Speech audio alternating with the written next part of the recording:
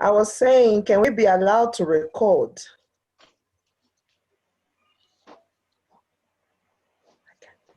I've done the recording. I'll share with you. I've done the recording. You can on your side, if you try to record, let's see what you do. But I know it always does allow one person to record. Okay, no problem. Yes. But I'll put the recording on right now. Okay. Great. Thank you, Frederick, for being with us. I see you've already arrived, and I'm not sure if the other people are going to be on time. I think we need to continue from now. Let's start by just introducing ourselves. Robert Gichwa. Yes. Let's start by introducing ourselves so that we may know each other this evening. And once again, thank you so much for joining up this class from ProteinMaster. It's a prayer that it will be beneficial to you and you'll be able to learn just a few things as we continue educating each other. From my screen, I just want to start from on my top right is Flaka. Please introduce yourself. Yes, I'm Falka from Zambia. I've been watching a lot of YouTube videos on black soldier fly farming. And yeah, I felt like the YouTube videos are not enough and I wanted to learn more because I had questions here and there. So I thought it's better instead of going through the journey of learning alone to learn from someone who already had experience in it. That's how I came across you. Thank you so much, Flaga from Zambia. We appreciate you joining us. What we have done, for those who have watched the videos, you can all tell that it's quite a general overview. Yes. I would kindly request you to mute your microphone if you're not speaking so that we don't hear the other background so it doesn't interfere with somebody who is speaking. Thank you all. So what we did was just to put up a general overview of the black soldier fly. When we started, we didn't have something like that. We went for YouTube just like you did. We went to YouTube, looked everywhere, went to some companies here in South Africa and also some other countries where I visited. They could not even allow us to pass in gates. Here in South Africa, they could not allow me to pass the gate. In the US, they could not be able to allow me to pass the gate. And it was like a kind of a farming that it's only for the chosen one. But we thought that it should be removed. Thank you. Let me continue on this other side. The next one is Gulot. Your microphone, I think, is muted. Yes.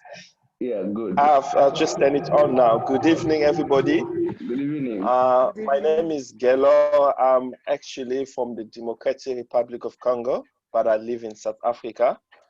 And yeah, I'm very interested in getting to know what the black soldier fly is all about, because I'm also planning to start up a farm in the DRC in Kinshasa, which is the capital city of the DRC. And yeah, I think this is a very good platform for me to learn and understand all about black soldier fly and be able to proceed with my plan more successfully. Yeah. Thank you. So good evening to everyone. Good evening. Thank you so much. We trust that we will be able to answer most of the questions from within our team and also ourselves with the experience that we've had. I'm not sure the one you have a Galaxy A20. I don't know. I didn't get your name. Good evening. Good evening. My name is Taurai Madziwa. I'm from Botswana. Okay. Tora? Yes, Taurai. Oh, Taurai from Botswana. Yes, Madziwa. Yeah. I'm very interested in black soldier fly. I want to start. I've been following you, and it's an interesting venture that I think I can start. I just want to gather more information, learn a lot, then go into it. Thank you so much. Thank you. Welcome for being with us. I know we sent you an invite to join us on this class for this time, and we really appreciate you coming through. Before we continue, we have the next one, Osawaru. Osawaru.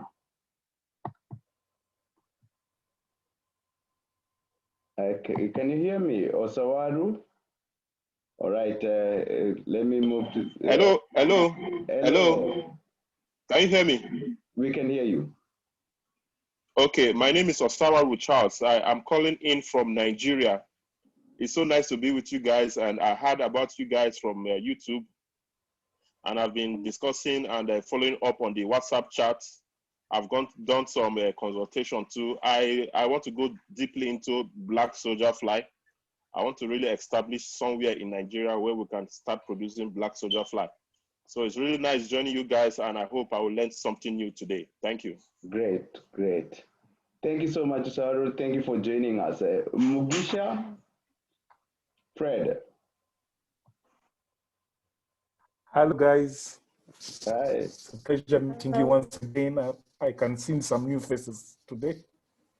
Yeah. But I'm glad everyone is here. I'm looking forward to this class. Great. From Uganda. From Uganda, yes, correct. Yes. Yeah, you didn't tell us, but we know you're from Uganda.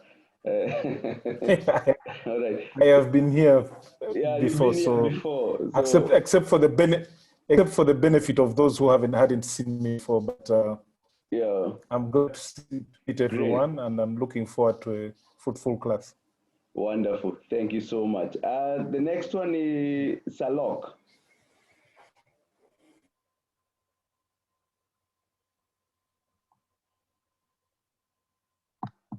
Salok, introduce yourself. Good evening, gentlemen. As Mr. Robert just said, my name is Salok. I'm phoning in from South Africa. Basically, I'm on this platform to get a bit more knowledge. I'd like to go into this black soldier fly market on a commercial scale. But obviously, before you do anything, you need to get as much information as you can. Right. So that's essentially why I've logged into the session. All right, thank you so much. I know we at ProteinMaster, what we did is that we invited some of the people that are not part of our class. They're not in the WhatsApp group that we normally get into there, but we've been very excited to see what is happening in our WhatsApp group. We've had a very success story, people like Stanley, in Kenya. We've got other people that we are looking at seeing slowly by slowly as we advise each other on the issue of black soldier fly.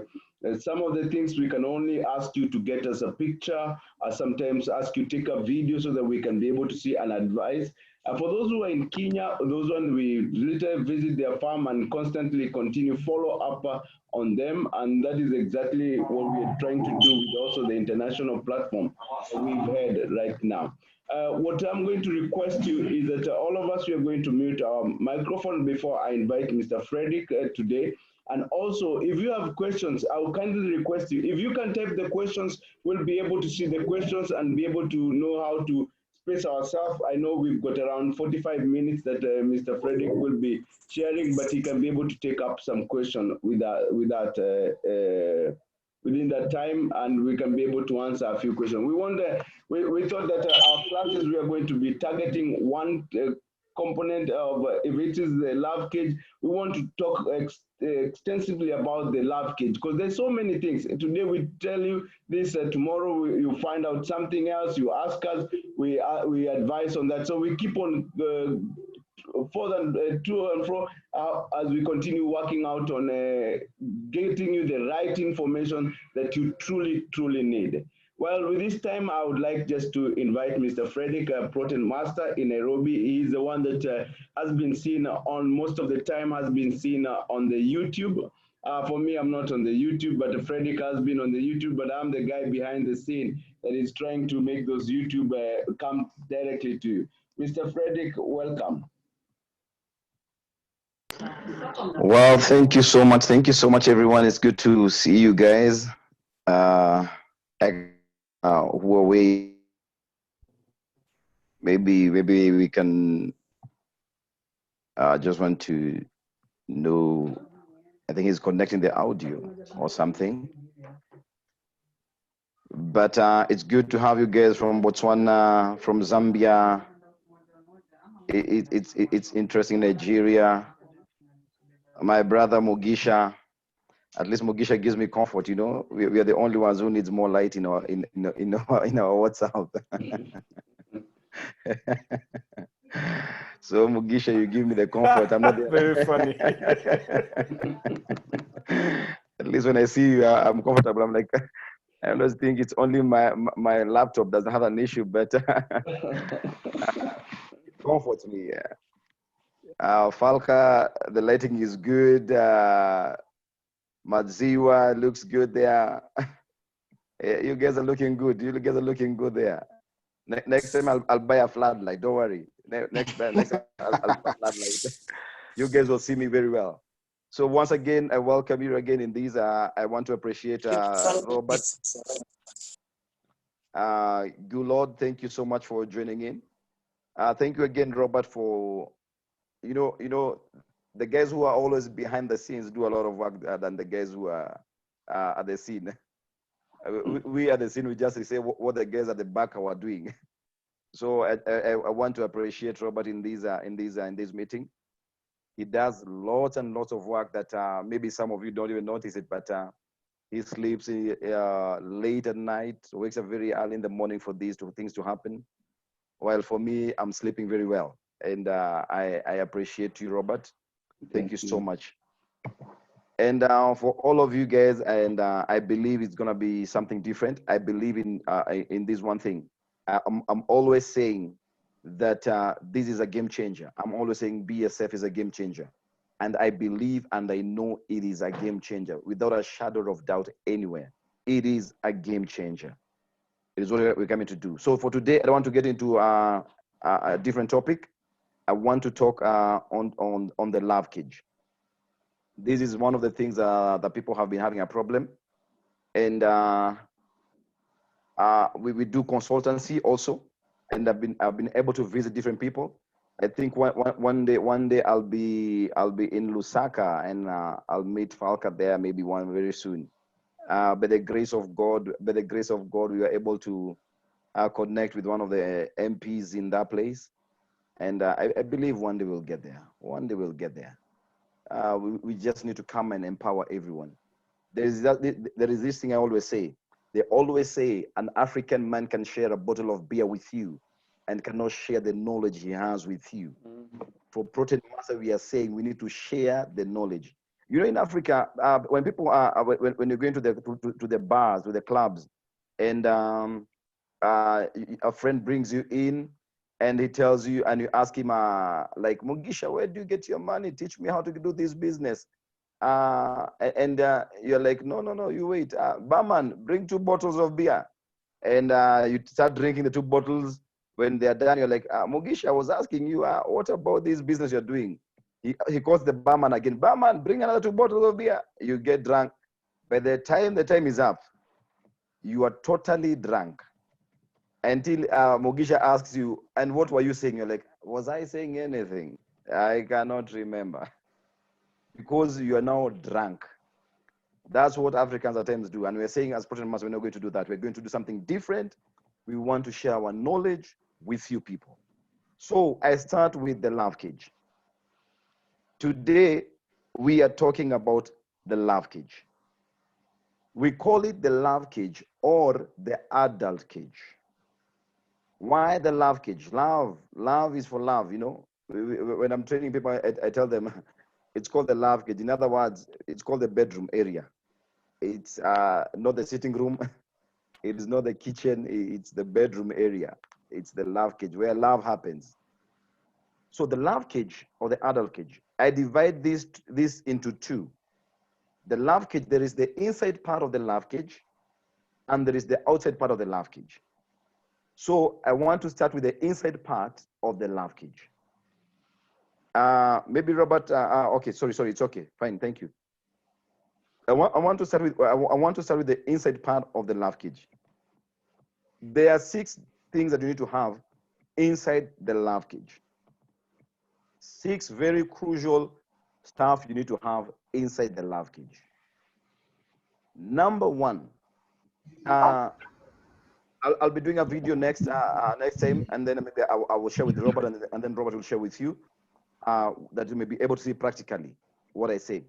Number 1 thing in the love cage that you need to have is what we call the pupa box. That is the number 1 thing you need to have in your love cage. The pupa box. What is the pupa box? The pupa box is where you collect your pupa. After you've collected your pupa, you place them. That is the number 1 thing you need to have.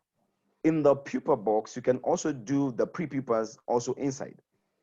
So in the pupa box, that's the first thing you need to have in your love cage. Because without the love cage, without the pupa box in the love cage, that is 0. So number 1 thing you need to have in your love cage, inside your love cage, is the pupa box. The pupa are always like dead. They're usually like a stick. They're very dry, and then the back is tilted like this. So it's dry, like you may think it's dead, but the back it's a little bit tilted like this.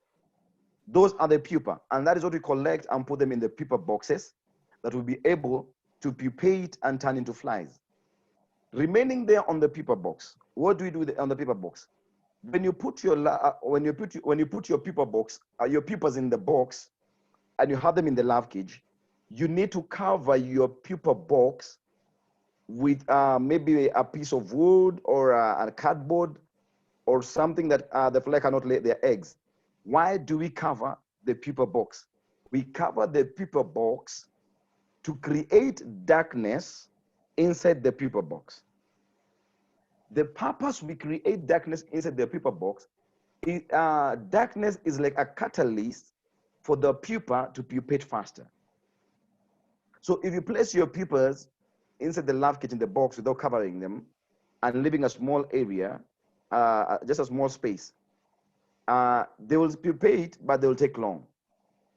So the easier way to make them quick to pupate very quick, cover and leave a slight space, a small space, that once the flies emerge, they'll be able to fly towards the light. So just cover your pupa box and then leave a small space where the flies can come out. That will help you, the flies to come. So that darkness creates something that works very fast for the fly. In other places, what you see, they tell you to build a dark cage. So you need to build a dark cage on one side and then build a love cage on one side. So you put your pupas on the dark cage, and then on the love cage, you put some light behind. But we always say, you don't have to do that. You just need to be creative. Just cover your pupa box with something on top that will create darkness at the bottom, and then leave a small space that they will be able to pupate and live. That is the number 1 thing we do with the pupa box. Again, before I leave the pupa box, I want to say and talk something little about the benefits of what remains. For us, ProteinMaster, we say this. We have our slogan that we say, turning waste into wealth. We believe that the waste that is affecting us today negatively, it will be the same waste that will affect us today and tomorrow positively. The waste that's affecting you in your place, we need to change it. So once the pupa has turned into a fly and has emerged and pupated, there is a shell that's left behind. The pupa shell. That pupa shell also is a plus. it has an element called chitin. This element called chitin, they're working on it, guys are working on it, and they want to build something, they want to build some beauty products for women. When I say BSF is a game changer, I mean it, it's a game changer. It's going to build, to do something, that chitin, we always have it in our nails, and it's going to be used for something different. The other thing, the strawberry farmers. I know one friend of mine who's a strawberry farmer, and she did that, and she took the shells and poured them on a strawberry farm. And the strawberry began to work very well. They are rich, they has nutrients. I believe nitrogen is in there. I believe NKP is rich there. NKP is rich, it's rich there. So those elements are rich in the shell of the pupa. So you don't throw them away. They'll be able to help you again back in your farm. And for farming, we are doing organic. When you're doing your land, you need nitrogen, and needs to be there. Calcium, phosphorus needs to be there. All these elements, they are rich and found also in these wastes that you think, the things that we think is waste, they are found there. So that is the pupa box. So number one, that was the pupa box that we need to have in our love cage. Number two, what we need to have in our pupa boxes, in our love cage, inside the love cage, it is the smelly substrate. The smelly substrate. That is the other thing you need to have. We call it the smelly substrate or the attractant. Smelly substrate stroke attractant. That is something else that we need to have. And when you have these in your love cage, the purpose of the smelly substrate or the attractant, it is to give the female fly direction to where it will lay her eggs. This way. This fly, the black soldier fly, they mate back to back. They mate back to back. And once they mate back to back, the female fly is able to give you between 500 to 900 eggs. That's how powerful that fly is. It can be able to give you 500 to 900 eggs. So when the female and the male mate, she carries these eggs in her. And then now the purpose of the smelly substance comes in. The female will be able to smell where the smelly substrate is and will fly towards that area because it will be able to come and lay her eggs there. I always say, when you're dealing with BSF, always think just like you're dealing with a human being. For example, if I come to Botswana and maybe I'm coming to meet Madziva somewhere and maybe he has not shown up and I'm very hungry, what will happen? I might end up smelling where they sell chips or they're cooking bread or something, and I will follow that smell up to that restaurant and I'll be able to get some food. So that's the purpose of the smelly substrate to the female. If you don't put your smelly substrate on in your love cage, the female will lay her eggs all over the net and you'll not be able to collect them. So the purpose of the smelly substrate is to give the female direction of where it needs to go. I always say this when I'm training farmers. It is very hard for you to find a pregnant woman who's due and you ask her where she's going to deliver and she tells you, I don't have any idea. That is a big lie. Every woman will tell you, I'm going to this hospital or this one. She has many options because she needs to deliver these. And there is no way also, I always say, even if a pregnant woman loves her tummy very well, that looks good when it's big, she cannot keep that baby over 9 months. the baby will find her way out. That is what happens with the fly. If you don't have a smelly substrate, the female fly will not keep those eggs within her. She'll want to release them so that she can accommodate more. Once they mate again, they release. These 500 eggs, 500, 900 eggs, they are laid within the lifespan. The lifespan of this fly is between 7 and 14 days. That's the lifespan of this fly. So these 500 to 900 eggs, they'll be laid in this lifespan. For us, as ProteinMaster, we use different kind of smelly substrate. We use chicken droppings. We get the chicken droppings just as they dry. We soak them in water, airtight, and leave them for about a week or two, 7 to 14 days, until they are smelly, until they're smelling bad. And then we introduce them now inside the larve cage. You can use different stuff of the attractants. You don't have just to use the chicken droppings. You can use the fish offals, the intestines of the fish. You can use the fish offals. Those smells really bad. Let me tell you guys, those smell really bad. Trust you me.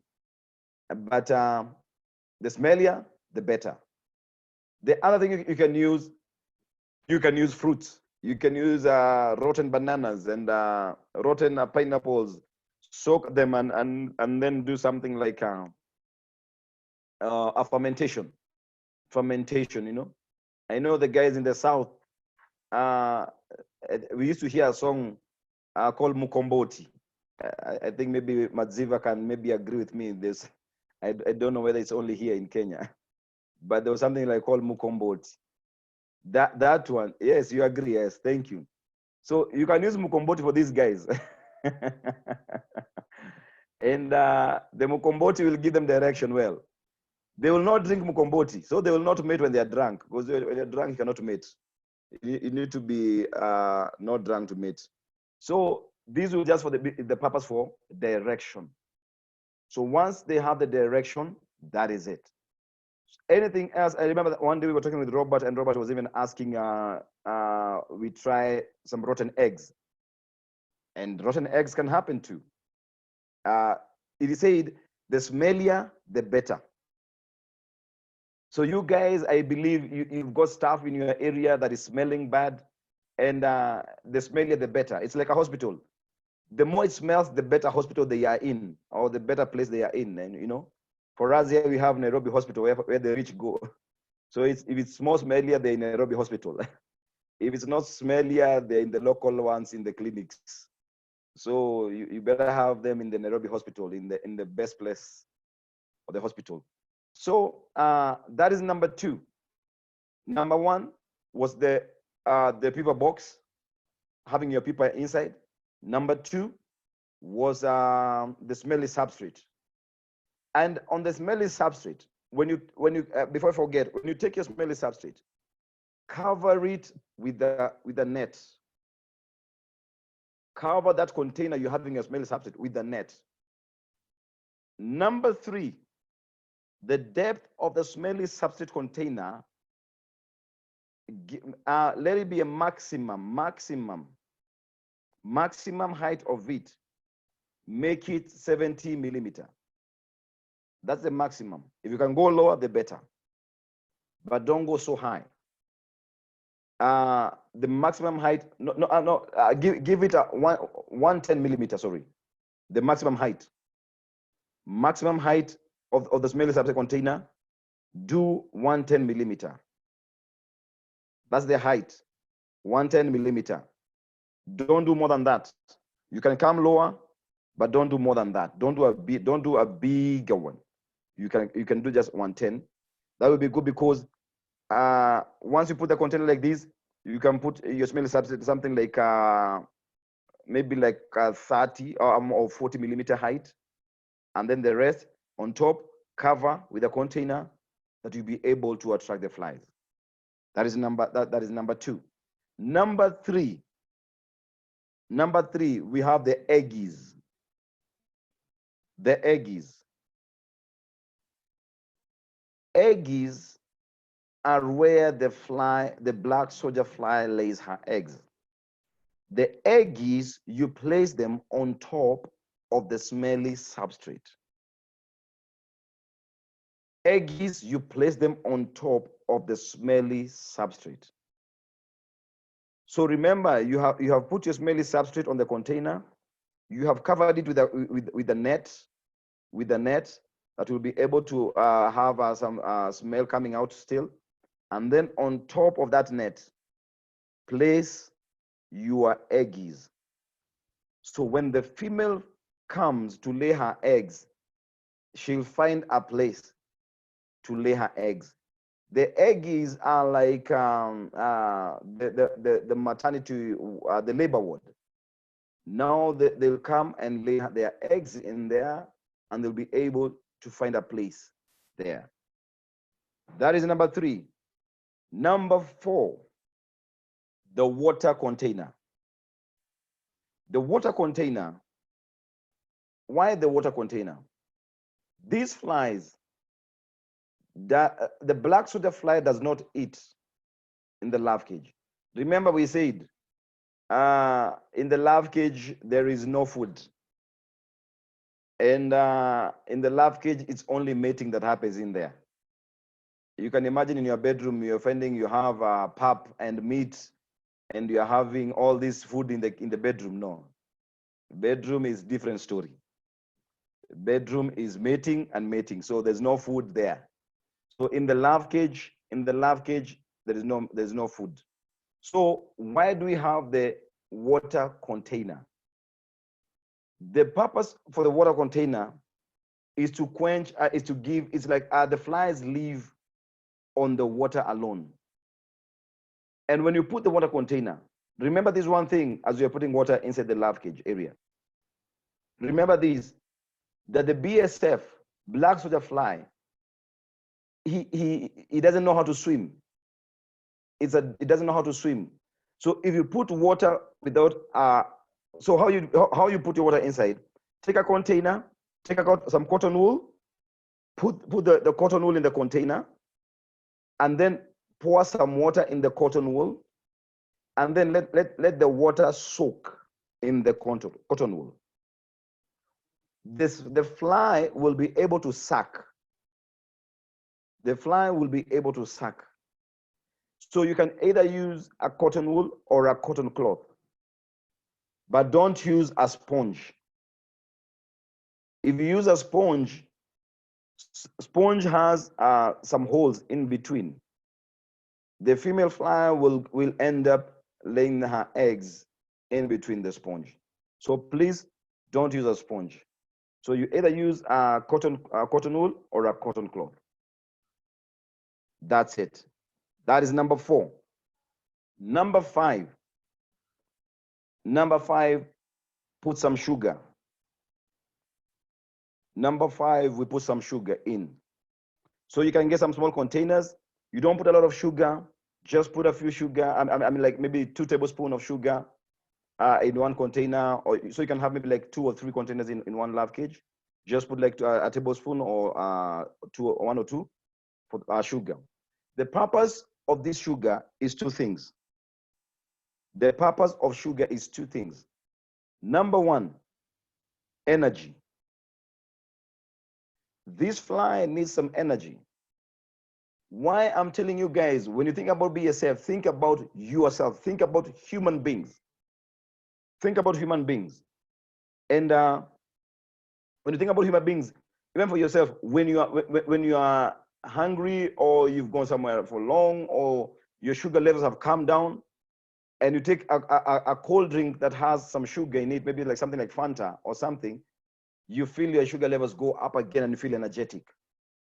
So for the flies, once they lick the sugar, they get energy to be able to continue mating.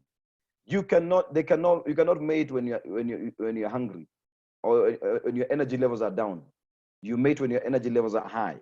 So for the flies also, the same happens with them. The second thing with the sugar, it prolongs the lifespan of this fly. When you are energetic, even personally as a human being, your lifespan is prolonged. So it's prolonged, and the lifespan is prolonged. Remember, I said the lifespan of this fly is between 7 and 14 days.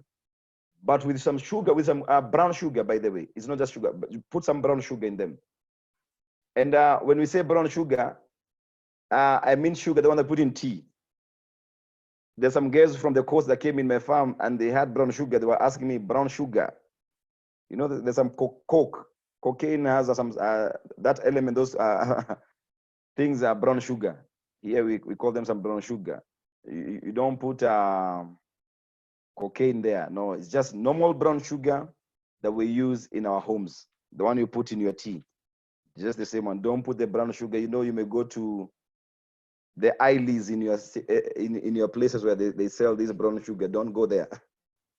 They'll get high and they'll not be able to mate. So take care of that. So brown sugar, just normal brown sugar, and you're good to go. That is number 5. Number 6. Number 6, we have the dropping nets. The dropping nets. Dropping nets. For us, our ProteinMaster, we sell these nets, and it comes fully fitted with the side straps and dropping nets on the inside. The purpose of the dropping nets. So dropping nets are nets inside the larve cage. So you have some nets that are dropping on the inside. So you can either do a dropping net or you can do a plant inside the larve cage. But let me start with the dropping nets. The purpose of the dropping nets is to create more surface area in the larve cage. So once your larve cage, because remember, this is a bedroom. This is a larve cage. Where people are free, are relaxed. So I don't know. Here in Kenya, we used to have some rooms 10 by 10, and that's your bedroom, that's your kitchen, that's your sitting room, that's everything, that your office. You just close your door with your food. The cooking pot is on the side. Their mating does not happen well because space is too small. So for the flies also, they need to have some good area, some good space. So the dropping nets, the purpose is to create more surface area for the flies to be able to get more area, to be relaxed. These flies should not be stressed. They should be relaxed, well ventilated. The other thing you can do a plant. But I always say this, when you're doing a plant, do not do the plant next to the smelly substrate. Keep the plant away from the smelly substrate. If you have your plant on this edge, on this side, put the smelly substrate, the plant on the smelly substrate on this other side. If you put them close, the smell from the smelly substrate will go on the back.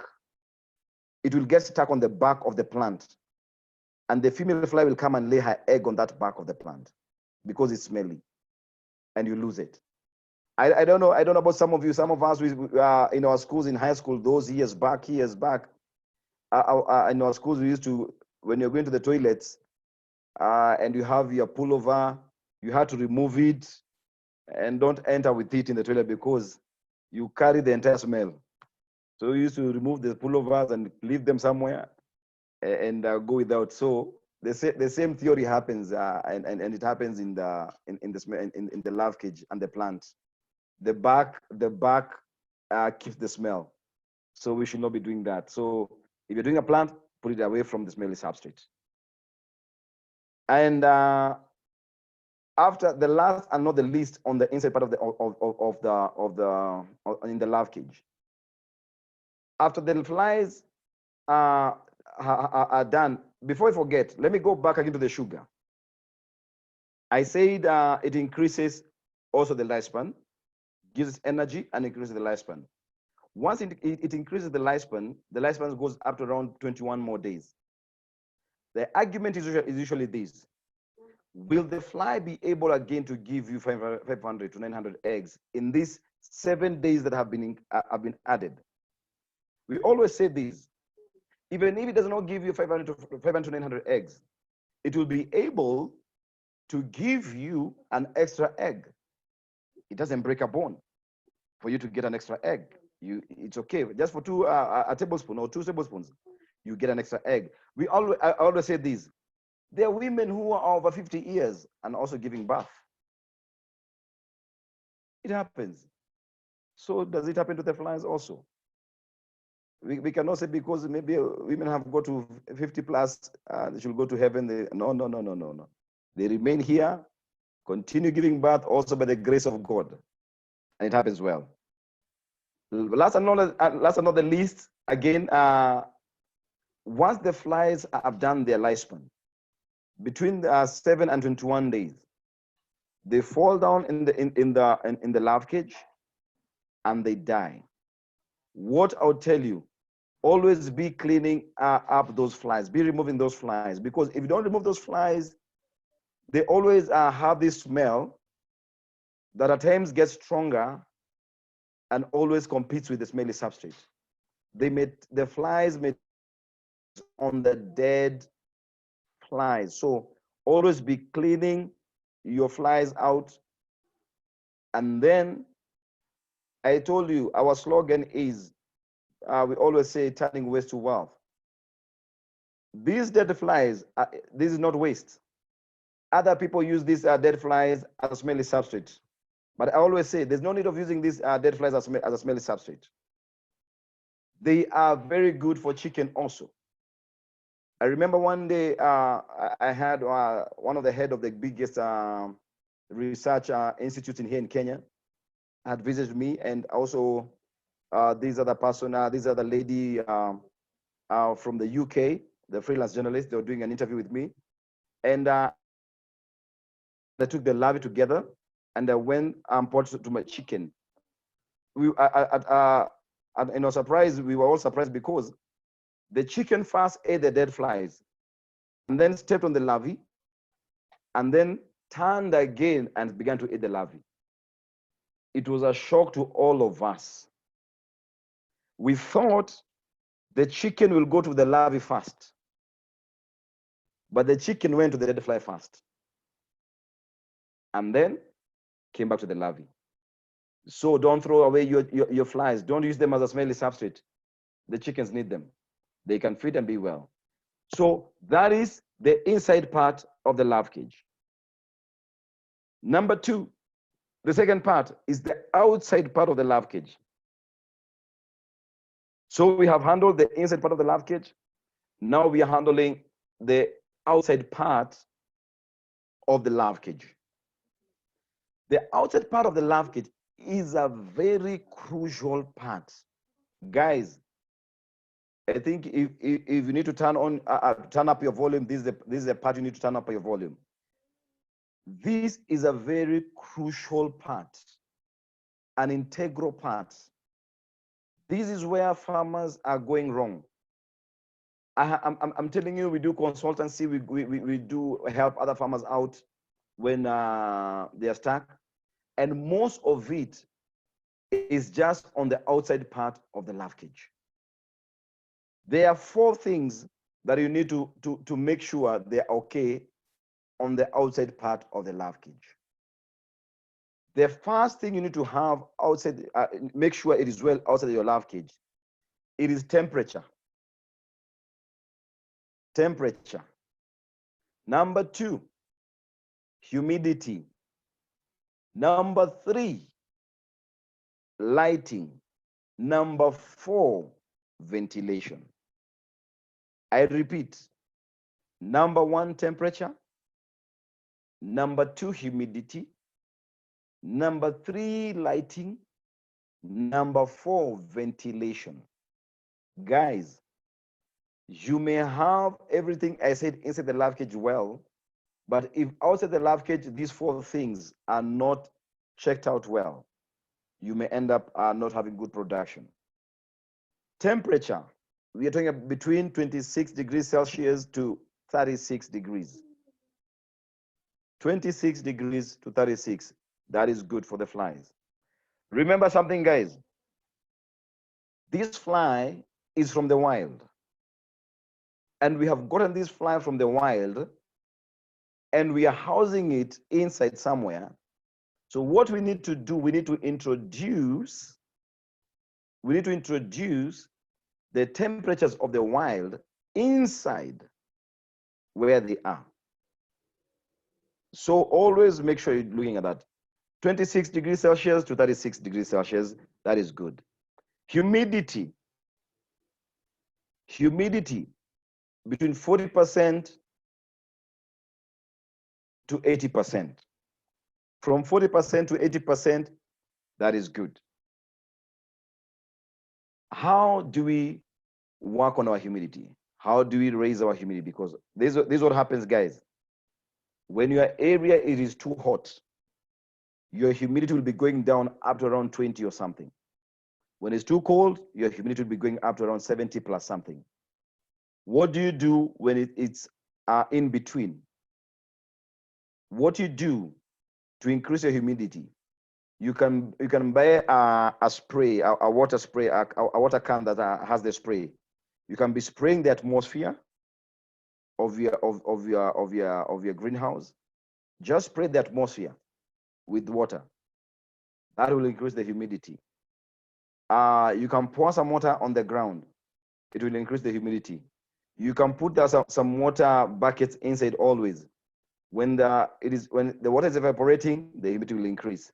You can also be spraying your larve cage. It's very important to spray your larve cage where your flies are with some water. So the flies will be able to drink the water, and they'll be and then once the water is evaporating, it will be able again to increase the humidity. Number 3, lighting. This is another crucial part, guys. Guys, this is another crucial part. When I talk about lighting, we mean natural lighting. Natural lighting, not artificial first. Artificial, we'll talk about it later. The first and foremost thing is lighting. Where your greenhouse is, I think the light that's outside your greenhouse should be the same light that's inside your greenhouse. It should have enough natural lighting. I'm looking at a room. I think all of you can see. I don't know who is this with Huawei Y7 Prime 2 2019. You can see the roof has the ordinary iron sheets. With these ordinary iron sheets, if your larve cage has something like this, you need to remove these ordinary iron sheets and put the transparent one. Because with these ones, it will be so dark for them, they'll not be able to have enough lighting and good temperature. So if you introduce some good lighting in your larve cage, natural light, even when our children have rickets, the doctor always tells us have your kid outside in the sun, and there is something with natural lighting and some sunlight. It does very well. So always change your roofing, do something different, and give natural light to the flies. Always remember, it's a fly from the wild. It needs the same weather condition, the same climate that's on the wild. Introduce it inside the greenhouse. Last but not the least, ventilation. Ventilation is very important. If you go in a greenhouse and you cannot stay there for 2 or 3 hours straight, and you feel like you're having shorts of breath, and this is not corona, not corona, like shorts of breath because there's no ventilation. If you're not having good ventilation, if you're not breathing well and you're having shorts of breath because it's too hot, know the same thing is happening to your flies. They cannot be able to mate well. The production will be very low. So you need to open up your greenhouse somehow, that you can be opening. Maybe you can have some roll-ups, and once you have some roll-ups up, you can be rolling up the roll-ups when it's too hot. Allow air to come in, and it will be well. So get some roll-ups, and it gets well. The other thing on the outside part of the greenhouse is what I call shading. Shading again is important. On top of your greenhouse, of your larve cage, when it's very hot, You can put a cardboard on top of your larve cage just to shade your larve cage. You can use a box, or you can use a plywood, or you can use anything just to shade. Because again, when there is too much heat on this fly, it may not be able to perform. Once again, back I tell you guys, I'm saying it happens just like me and you. When you're walking and it's very hot, even you yourself, you'll always look for somewhere you can go and shade yourself. And maybe under a tree, or maybe under a shade somewhere, and just relax there. The same thing with the housefly. So when the temperatures, when the seasons are hot, it's good to shade them a little bit from the direct sunlight, and just allow them to have something little on the sides, and that will be well. Lastly, in your larve cage, we are on the outside part of the larve cage. On the legs, I don't know what I call them. Yes, maybe allow me to comment. The legs are the stands of your larve cage. The stand of your larve cage, on the legs there, down there, you need to put as a water container. The water container there, down there, on the legs, on the stand of the larve cage, the water container will help any crawling insects coming in to get into your larve cage.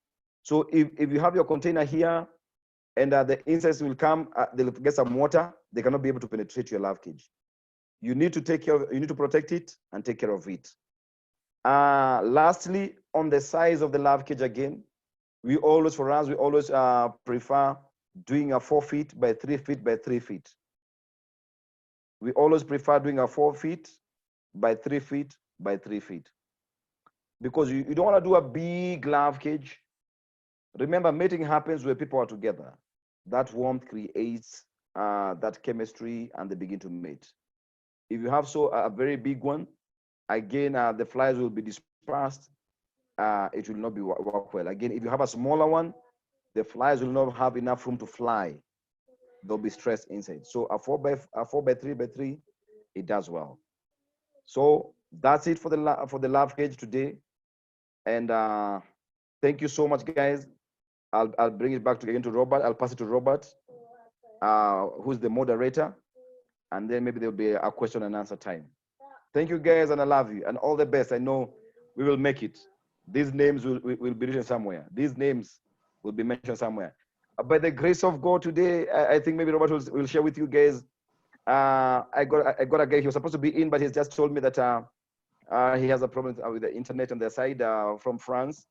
And he promoted us in one of his YouTube channels, and he placed us together with the big companies. And ProteinMaster was there. So guys, you're with the right guys. ProteinMaster, you're with the best guys. Thank you, guys. Shalom, and God bless you. Thank you so much, Frederick. I really appreciate that time of lecture that we've had. I think nothing was left. Nothing was left, and that was very good.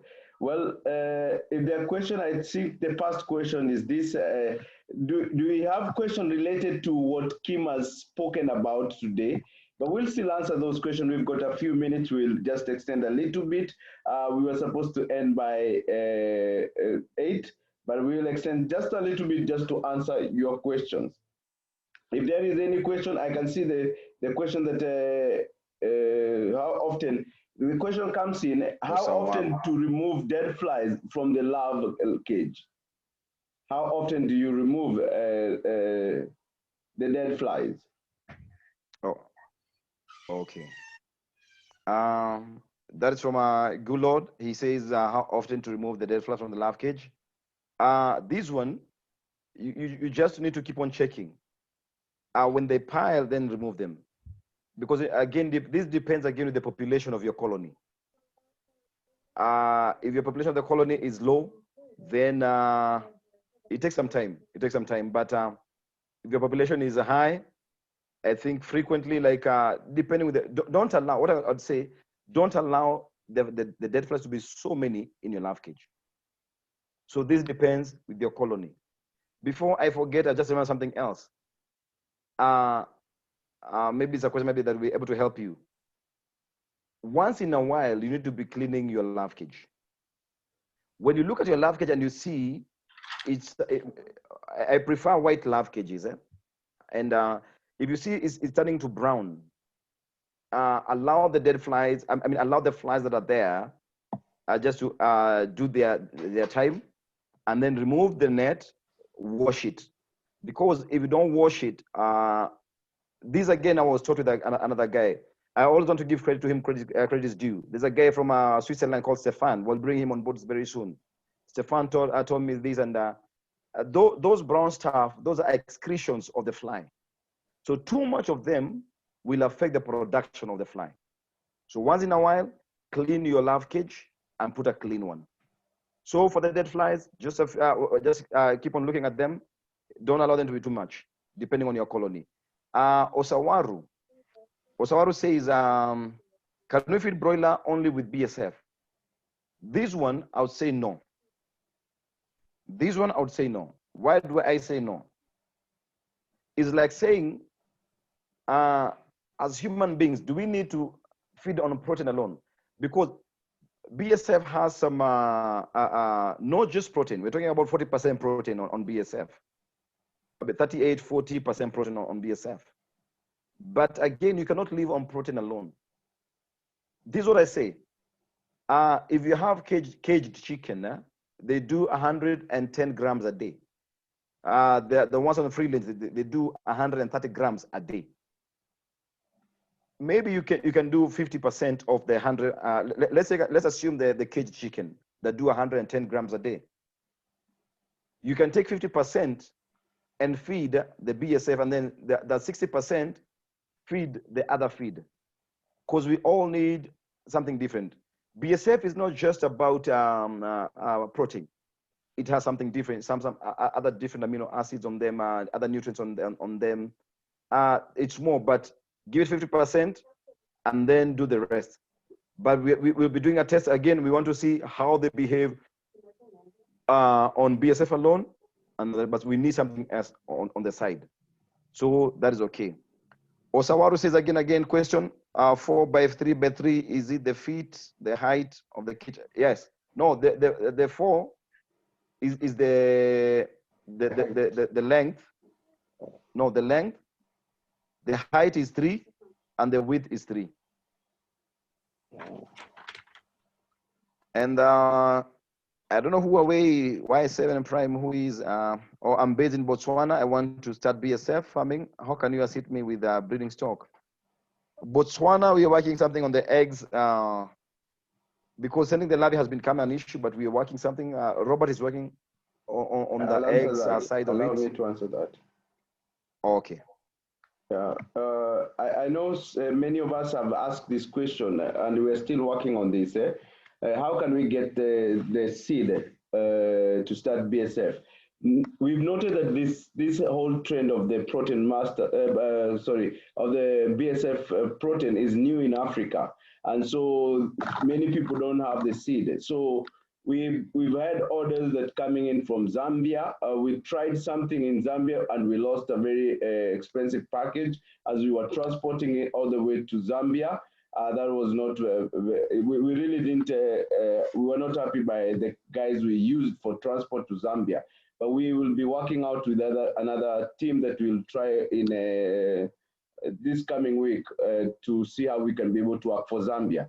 Now, for other countries, what we are trying to do is that we are trying to see how we can be able to use the courier services. And this time, it will not be only it will not be the larvae, but we are working out to see how do we get the eggs to you wherever you are at a very minimum price. That is what we are working out right now. But you can tell right now the whole world is like has stopped transporting things on. It's becoming a little bit hard.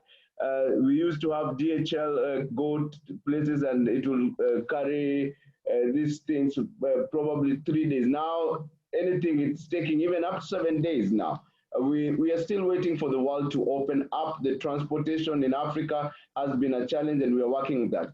There are also some few other things that we are looking at, sending these goods from a place like Tanzania or Uganda. We are working to see which will be able best to suit us, because in Kenya we've got some kind of limitation some places, but we are working to see how best we can be able to do that. So with that question you're asking, we'll be able to respond to you. And keep on, don't be tired to remind us, asking us where are we when we've not yet managed to send you a feedback. Don't be tired, because we get so many requests coming in through. I would like to serve everybody, because we are making a profit if we are serving everybody. But now we are limited into some places. So we'll keep on working our level best. You can tell we've tried everywhere.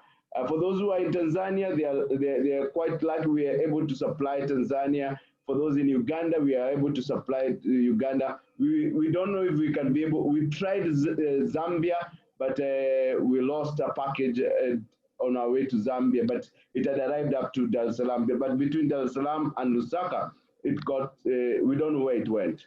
We're still looking for it. So we'll be able to see that for the Zambia. So anybody from Zambia, don't worry. We are working very hard. We've got some people in our class that have been really pushing us to get those.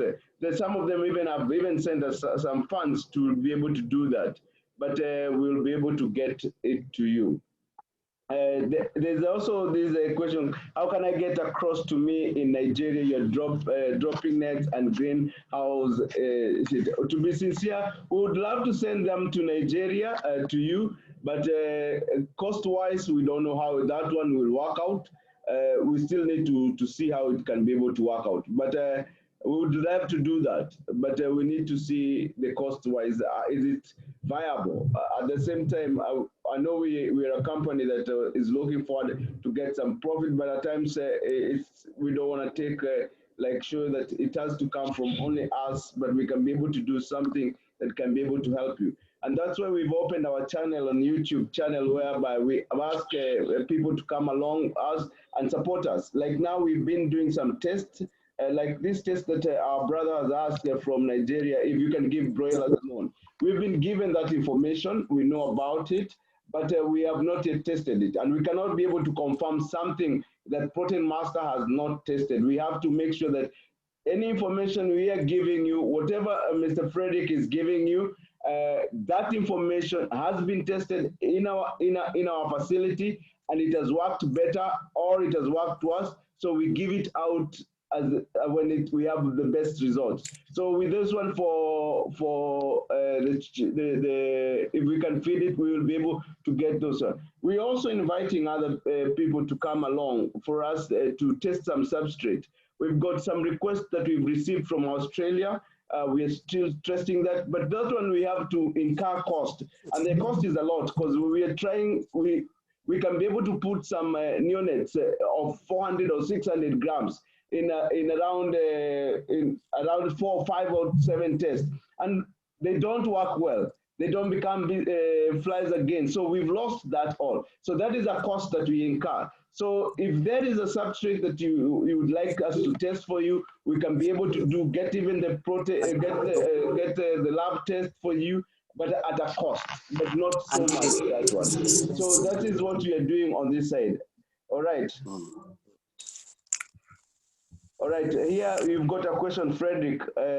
Have you thought about drying larvae? What is the ratio of wet to dry? That one I give it to Frederick.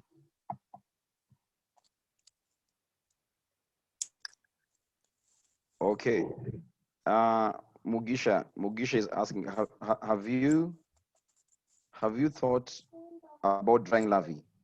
What is the ratio of wet to dry? Okay. When you're drying your larvae, there's two ways you can be able to dry your larvae. And you can be able to dry your larvae. Number one, how you dry your larvae is that you kill it in hot water. There is a contradiction here, because they always say if you want to kill your larvae, you kill it in boiling water, 99 degrees, and then it's like you blanch them. You dip them. You get a pot with water, and then get your larvae in another pot, and then dip that pot inside the other pot with water. This other pot will be having some holes inside, and then just dip it in, and then for 2 minutes blanch, and then remove them, and then you can sun dry them. The argument came, and it was, when you do them at 90, when you kill the larvae at 90, and the water is 99 degrees, you denature lots of the nutrients in that. The argument came again, and they were saying do 60%, 60 degrees boiling water. Again, if you do 60 degrees, remember this again has fat between 25 to 30 plus fat. Again, if you don't burn it well and you sun dry them, they smell, they rot. So you need to hit a balance. There is a microwave for this purpose. It's a little bit expensive, but there's a microwave that dry these larvae very well, not denaturing these larvae. Remember again, we don't want to denature this fly. I mean these larvae. We want to keep it, and it's gonna be well. I hope. And you lose, by the way, you lose if you're doing if you're drying 100 kg of larvae, you lose 60%. So if you're doing 100, if you're drying 100 kg, you'll get something like 40 kg. So you lose 60% of that. I hope I've answered. Thank you, Kim. Flaka, I see your question. Can you show us a demo of a love cage later on? Well, what we have done, Flaka, is that when you found us on YouTube, we can assure you, we've covered almost everything on YouTube. We've got a YouTube channel that is covering love cage alone. Frederick has done that, showing about the eggs, the 3 types of eggs that we use in our farm. You can be able to get that on that YouTube. It's only that there are too many videos. I don't know how to get it, but it will be a work for you now. You'll have to watch our videos, and you can look at it. By the way, it is good for you. You watch all the videos. They are 40, by the way. So okay. Yeah, so that one will really assist you because we've tried to cover. For those who are students with us, we know Mr. Robert, can I just ask for a question, please? All right, just a minute. I'll give you an opportunity. For those who are students in our class, because we know the summer, what we did was that the overview, it shows, it's kind of like repeating again, but this time in a more detailed way, so that you can be able to know more about the area that you have. But also the advantage that you have is that in the page where we have WhatsApp, you are able to ask questions there and you are answered those questions. Sometimes it takes us long to answer questions that we find in this is what you call in a YouTube. So Flaka, you can be able to get that information. It is over there. All right, Salok, you're on. You can be able to ask the question. Thank you for the opportunity. Kim, you mentioned something about a microwave used to dry larvae. 2 questions there. Are you able to dry them while they're live? That's the first part. The second part, you said you lose 60%. Did you mean you lose 60% in terms of weight, of mass? Could you just elaborate on those 2, please? Okay, that's a good question. Thanks, Saloka. Yes, you lose 60% in terms of weight. In terms of weight, and also you can be able to dry them when they're live. You can be able to do that because once they are heat with the temperature in there, you can be able to do that. And also, you can kill them just gently on hot water and dry them on the microwave. Thank you. Hope I've answered you. Indeed, you have. Thank you. You're welcome. I would.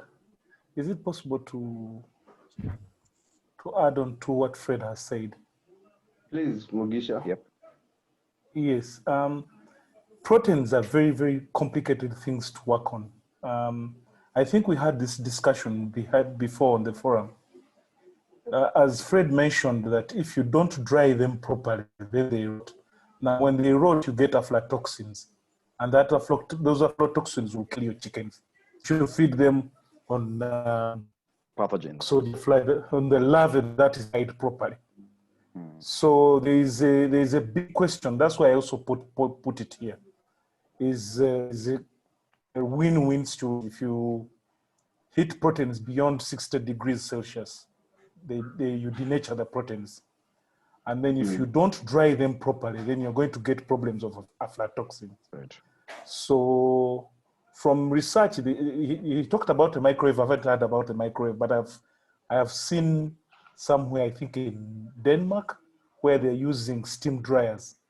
They use steam dryers with heat exchangers, and they dry the larvae at 60 degrees for like 4 hours, and they come out completely dry. And they do what they call a moisture test, moisture content test, to find out how much moisture is there. So those are some of the things that we need to explore further. It's something I've been trying out, and this is partly the information I have. They found out that the steam dryer works much better than any other thing, because the solar dryer sometimes hits 120 degrees Celsius, depending on where you are. And of course, you're going to lose everything that is in the nutrients.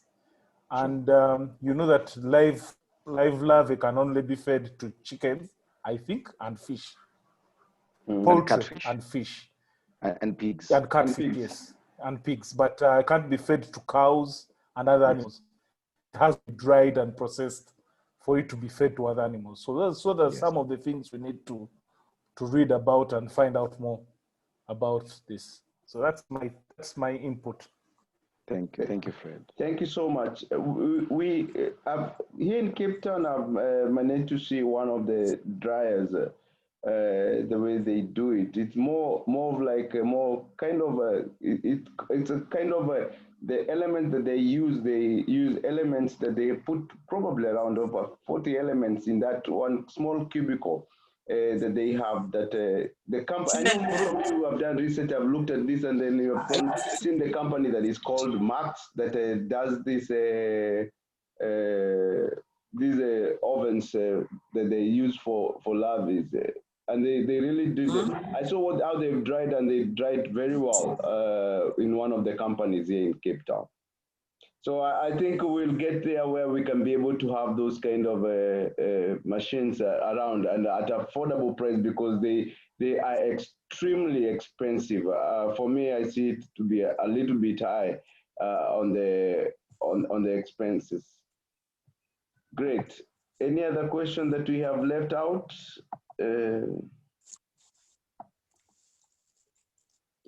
Great. Well, I don't see any other question. I'll do that. I've seen what you have asked, Mugisha. I'll ask you. I'll be able to share with you as soon as I get off.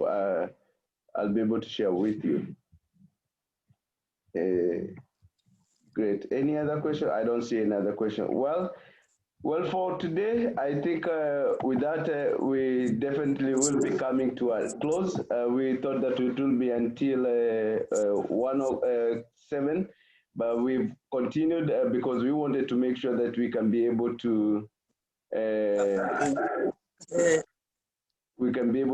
just a minute, just seeing the message that are coming through now. Great.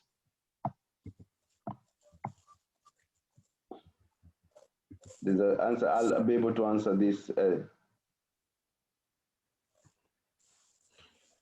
Charlotte is asking, Kim, have you tried to dry them using any local method in sun drying effects? Yes, I've been able to try that. But the problem is that the sun fluctuates. It's not something you can rely upon all the time. In the morning it's high, in the noontime it's not high. So you end having that smelly nappies. But when the sun is too hot, if your area the sun is too hot, you can be able to dry them, dry them even without even killing them. Just having getting what do you call this, a sheet, an iron sheet, when it's too hot, or maybe like something like a pan that's too hot under the sun, and just put them there, and then they dry. 2 days, 3 days, they're dry. But if the sun is fluctuating, it becomes a problem. Great. We will be having the next class that will be on the 26th. What we want to try for all people that have been participating in our class is that we want to do this again on the 26th. Saturday happens to be one of the relaxed day for us to be able to share. So we will be having the next class, and next time Mr. Frederick will be speaking about egg hatching. I think that will be also a very interesting topic. We might, next time we might not have some of the people that we have right now, but that is how we would like to show the world this is the kind of training that we'll be doing, that we do on farm and also online. We also would like to let you know we'll be having, by the end of this year, if all has come back to normal, we might be having our first workshop that will be done in Nairobi. We'll be inviting other speakers to come and speak. We are working out with other people like the one that Frederick has spoken about is called Stefan, who's visited us, traveled a very long way to come and visit ProteinMaster in Nairobi. And well, they've done quite a lot of research with this BSF for long. It's people that have really studied high and were impressed by the way we were doing things at ProteinMaster, and that's why they paid us a courtesy call. We were humbled. Just as what Frederick has already shared, we are working out also with a team, a French company that we didn't know. They also looked at what we are doing, and then they even talked about us in their YouTube channel. Only they introduced themselves yesterday, and we had invited them to come through to our class today, but they could not be able to make it. So we will be working out with other companies, and to be able to make sure that every person who is connected to us, we get the best information out for you so that you make the right decision. We know that you cannot be able to do the way we do things, but you can be able to formulate a way that will be better for you on your own side. That's how we are working out, because what works well in Nairobi might not work very well in Zambia, but you can be, when you have a general overview of how to do it, you'll be able to prosper. So we're working out for those who have asked us these questions. We'll be able to work about sending these items. We ask you please share our videos to as many people as you can, and also like our videos, make comments on those videos. It really encourages us to see what we are doing and all the information that we are giving out to every single person, and we really appreciate you for watching our videos. Thank you, and thank you so much. Thank you, and God bless you. And I say goodbye for today. Have a wonderful weekend, and God richly bless you. Shalom. Bye-bye. Bye. Thank you. Bye-bye, everyone. Bye-bye, Thank you, Zambia, Uganda, Botswana. Bye-bye from Nigeria. Bye-bye. Thank you. Bye-bye, Charlotte. Bye-bye. Moyo, bye-bye. Bye. Shalom. Bye. We love you. Yeah.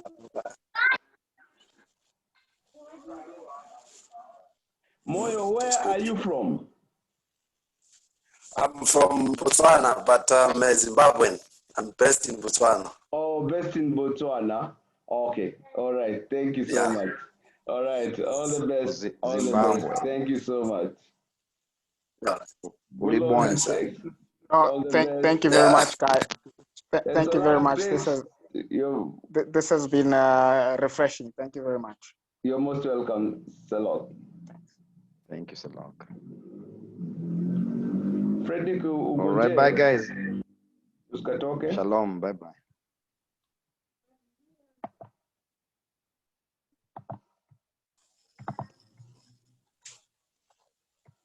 Great. Thank you. Make sure that everybody is it. Nemoma order. Okay. Stop recording.